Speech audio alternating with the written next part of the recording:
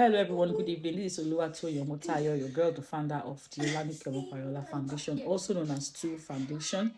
I'm also the director of Protection Rights and Equality for Women here in UK. We advocate against domestic and gender-based violence globally. And this evening I made a video about false rape allegation and rape allegations in general. I spoke about consent, I spoke about statutory rape.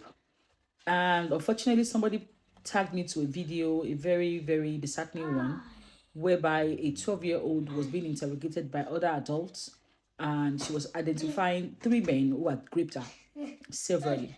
She is 12 years old. And whoever the handler of that page is, I've sent them a DM to please repost that video and redact the face of the girl because her face was there during the interrogation. It was not covered. It violated every laws, every rule that protects children. She was not supposed to be exposed that way. So I can't even upload the video here. So I want to say something this evening. As a man, please, I need you to educate yourself, know what statutory rape is and what consent means. Consent is a very big word when it comes to sexual relationship.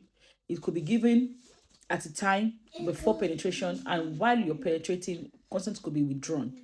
It is until you are accused of rape that you know how deep it is not to get consent, before you have sexual relation with anybody. And when it comes to statutory rape means when you are having sexual relation or sexual activity with someone who lacks the age of consent.